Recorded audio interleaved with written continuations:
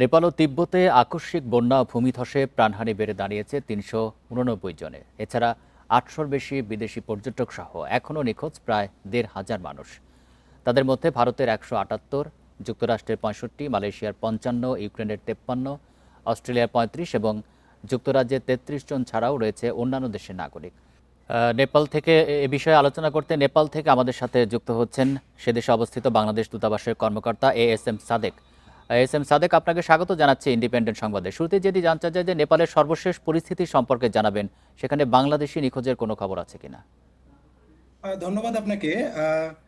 আমি আসলে আহ, আহ, আপনারা সবাই অবগত অবগত যে গতকালের যে ভূমিধস ভূমিধসের ফলে সৃষ্ট ভয়াবহ বন্যা, এই বন্যার ফলে মূলত ভোটেঘসি এবং ত্রিশূলী নদীর অববাহিকায় অবস্থিত নেপালের তিনটি জেলা, বিশেষ করে রসুয়া, নোয়াকোট এবং ধাদিংয়ে একটা ভয়াবহ মানবিক বিপর্যয় নেমে আসে। আজকে সারাদিন সেখানে উদ্ধার কার্যক্রম চলে এবং মূলত আজকের এই উদ্ধার কার্যক্রমের মূল উদ্দেশ্য ছিল যে যারা নিখোঁজ তাদেরকে আহ, আহত বা নিহত অবস্থায় খুঁজে বের করা। তো আজকে স্বজনদের আহাজারিতে সেখানকার প্লাস হলো পুরা নেপালেরই পরিবেশ অনেকটাই মানে বাতাস ভারী হয়ে ওঠার মতো। এবং এর মধ্যেই এখানকার জাতীয় দুর্যোগ ব্যবস্থাপনা অধিদপ্তরের দেয়া তথ্য মতে সর্বশেষ ৩৫৯টি লাশ এখান থেকে তারা উদ্ধার করতে সমর্থ হয়েছেন।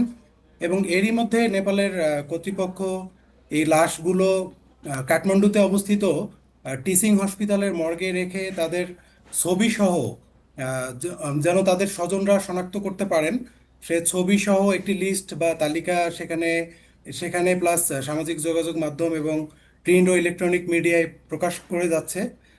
তো সব মিলে এখানকার পরিস্থিতি একটা মানবিক ভয়াবহ যে বিপর্যয়, সেটার একটা চরম পর্যায়ে আছে।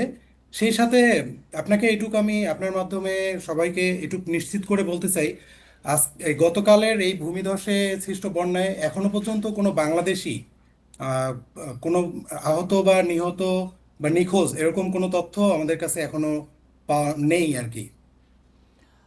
এই মুহূর্তে নেপালে যে সমস্ত বাংলাদেশিরা অবস্থান করছেন, তারা দূতাবাসের সাথে কোনো রকমের যোগাযোগ করেছে কিনা, কিংবা দূতাবাস থেকে কোনো রকমের হটলাইন খোলা হয়েছে কিনা? আসলে ম্যাক্সিমাম বাংলাদেশি ট্যুরিস্ট যারা পোখারায় অবস্থান করছেন এই মুহূর্তে, গতকালকে থেকে আমাদের সঙ্গে বেশ কয়েকজন যোগাযোগ করেছেন, আমরা সবার সঙ্গে কথা বলেছি। কারণ গতকালের এই বন্যার পানির প্রবাহের ফলে একটি মহাসড়কের একটি অংশে রিস্ক ছিল। রিস্কের কারণে বেশ কিছুক্ষণ সময় ধরে অলমোস্ট প্রায় সারাদিনেই আপনার মেইন রোড যে ছিল সেই রোড বন্ধ ছিল, যে কারণে অনেকেই আমাদের সঙ্গে যোগাযোগ করার চেষ্টা করেছিল। আমরা প্রয়োজনীয় যে সহায়তা, এই প্রয়োজনীয় সহায়তা দিচ্ছি এবং সেটা অব্যাহত আছে। আহ, বিশেষজ্ঞরা কি বলছেন, কি কারণে আসলে এই দুর্যোগটি ঘটেছে, আর নতুন করে মূলত আরো এই ধরনের নেপালের আশঙ্কা আছে কিনা? হ্যাঁ, নেপালের দুর্যোগ ব্যবস্থাপনা অধিদপ্তর সহ এখানকার মন্ত্রণালয় এবং অন্যান্য সব মিলে প্লাস হলো অন্যান্য যে বিশেষ করে অন্যান্য সংস্থার যে জরিপ, এই জরিপ অনুযায়ী এখনো তারা সুনিশ্চিতভাবে বলতে পারছেন না যে এটা আসলেই ভূমিধসের ফলে। কেউ কেউ এরকম প্রিডিক্টও করেছেন যে উপরে গ্লেসিয়ার জমা ছিল অনেকদিন, তো ছোট্ট একটি ভূমিকম্পের ফলে সেই গ্লেসিয়ার থেকে যে পানি প্লাস ভূমিধস, সে কারণেই মূলত এরকম একটি ভয়াবহ বিপর্যয় বা বন্যা নেমে আসে মূলত। আরেকটি বিষয় একটু জানাবেন যে উদ্ধার তৎপরতা সেটি কেমন চলছে? শুধু কি নেপালই এটি চালাচ্ছে, নাকি বিদেশি কোনো রাষ্ট্র এতে যোগ দিয়েছে? আহ, ইতিমধ্যেই গতকাল এই পরিস্থিতির শুরু থেকেই বিশেষ করে নেপালি আর্মি এবং নেপালি পুলিশ সহ নেপালের আর্ম ফোর্সেস ব্যাটালিয়ন তারা যৌথভাবে উদ্ধার তৎপরতা চালিয়েছিল। এবং আজকে সেখানে বেশ কয়েকটি দেশ ইতিমধ্যে যোগ দিয়েছে। গতকাল রাত থেকেই ভারত এবং আজকে কোরিয়া, ইউকে সহ আরো বেশ কয়েকটি দেশ, কারণ ইতিমধ্যেই আহ, এখানকার দুর্যোগ ব্যবস্থাপনা এবং নেপাল ট্যুরিজম বোর্ডের দেওয়া তথ্য অনুযায়ী প্রায় 30টি দেশের পর্যটক সেখানে নিখোঁজ বা আহত নিহত হয়ে আছেন।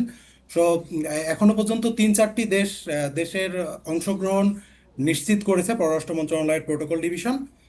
তার মধ্যে কোরিয়া, ইউকে এবং নেপাল, ইন্ডিয়া এবং চায়না হচ্ছে তিব্বত অংশের যে অংশটুকু ক্ষতিগ্রস্ত হয়েছে সেখানে নেপালি কর্তৃপক্ষের সঙ্গে সমন্বয় করে উদ্ধার কার্যক্রম চালিয়ে যাচ্ছে। নেপালে তো বেশ কিছু বাংলাদেশি শিক্ষার্থী রয়েছে, বিশেষ করে মেডিকেল শিক্ষার্থী রয়েছে। যেই এলাকায় এই ঘটনাটি ঘটেছে সেখানে শিক্ষার্থীদের সংখ্যা আছে কিনা? আহ, বাংলাদেশের শিক্ষার্থী নেপালে অধ্যয়নরত যারা আছেন তারা মূলত এখানে ত্রিভুবন বিশ্ববিদ্যালয়ের বিভিন্ন এফিলেটেড যে প্রতিষ্ঠান, বিশেষ করে কাঠমান্ডু এবং পোখারায় অবস্থিত অংশতেই মূলত পড়ে পড়ে থাকেন বিশেষ করে।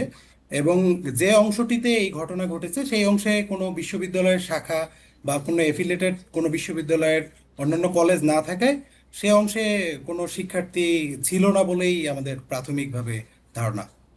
জি, এএসএম সাদেক, আপনাকে অসংখ্য ধন্যবাদ দিচ্ছি আমাদেরকে তথ্য জানানোর জন্য।